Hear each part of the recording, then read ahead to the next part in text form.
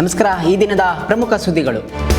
ಸದನದಲ್ಲಿ ಚರ್ಚೆ ಆಯಿತು. ಮದ್ಯದಂಗಡಿಗಳ ಕಿಚ್ಚು. CL7 ಮದ್ಯದಂಗಡಿಗಳು 7-8 ಗಂಟೆಗೆ ಓಪನ್ ಮಾಡ್ತಿದ್ದಾರೆ. ಅವರ ವಿರುದ್ಧ ಕ್ರಮಕ್ಕೆ ಶಾಸಕರ ಒತ್ತಾಯ. ಕಸದ ರಾಶಿಯಲ್ಲಿ ಮಹಿಳೆಯ ಮೃತದೇಹ ಪತ್ತೆ. ಕೆಂಗೇರಿಯ ಮೈಸಂದ್ರದಲ್ಲಿ ಘಟನೆ. ಕಸ ಗುತ್ತಿಗೆದಾರರ ಮೇಲೆ ಎಸ್ಮಾ ಜಾರಿ. ನಗರದ ಹಲವೆಡೆ ತ್ಯಾಜ್ಯ ವಿಲೇವಾರಿ ಸ್ಥಗಿತ. ಕೆಲವರ ವಿರುದ್ಧ FIR ದಾಖಲು. ಬಜೆಟ್ಗೂ ತಟ್ಟಿದ ನಾಯಕತ್ವ ಬದಲಾವಣೆಯ ಬಿಸಿ. ಪರಿಷತ್ನಲ್ಲಿ ಪ್ರತಾಪ್ ಸಿಂಹ ನಾಯಕ್ ಚರ್ಚೆ.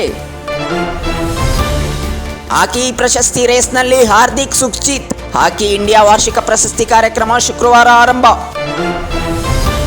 ರೈತರ ಸಾಲ ಮನ್ನಾ ಪ್ರಸ್ತಾಪ ಇಲ್ಲ. ಲೋಕಸಭೆಯಲ್ಲಿ ಹಣಕಾಸು ಸಚಿವೆ ನಿರ್ಮಲಾ ಸೀತಾರಾಮನ್ ಹೇಳಿಕೆ. ಅಂಬಾನಿ ಗ್ರೂಪ್ ADAG ವಂಚನೆ ಪ್ರಕರಣ ತನಿಖೆ. ನಿರಾಸಕ್ತಿ ತೋರುವುದು ಸರಿಯಲ್ಲ. ಸುಪ್ರೀಂ ಕೋರ್ಟ್ ಬೇಸರ. ಕೊಲಂಬಿಯಾದಲ್ಲಿ ವಿಮಾನ ಪತನ. 80 ಮಂದಿ ಸಾವು. ಟೇಕ್ ಆಫ್ ಆಗುವಾಗ ಪತನ. 125 ಜನರನ್ನು ಹೊತ್ತೊಯ್ಯುತ್ತಿದ್ದ ವಿಮಾನ.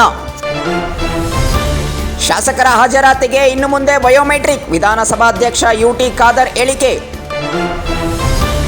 ರಾಷ್ಟ್ರೀಯ ಒಳಾಂಗಣ ಅಥ್ಲೆಟಿಕ್ಸ್ ಇಂದಿನಿಂದ ಆರಂಭ. ಇದೇ ಮೊದಲ ಬಾರಿಗೆ ಆಯೋಜನೆ. ಭುವನೇಶ್ವರದ ಕಳಿಂಗ ಕ್ರೀಡಾಂಗಣ ಸಜ್ಜು. ಹೋರ್ಮುಜ್ನಲ್ಲಿ ಯುದ್ಧ ಗಡುವು ವಿಸ್ತರಣೆ. ಇರಾನ್ ವಿದ್ಯುತ್ ಸ್ಥಾವರಗಳ ಮೇಲೆ 5 ದಿನಗಳವರೆಗೆ ದಾಳಿ ಇಲ್ಲ. ಟ್ರಂಪ್ ಹೇಳಿಕೆ. ಕಣ್ಣೀರು ಒರೆಸಲಷ್ಟೇ ಸಹಾಯಧನ ಬಳಸಿ.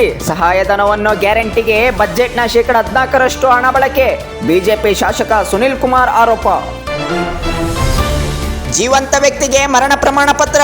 GBA ಪ್ರಾಧಿಕಾರದ ವಿರುದ್ಧ ಹೈಕೋರ್ಟ್ ಕಿಡಿ.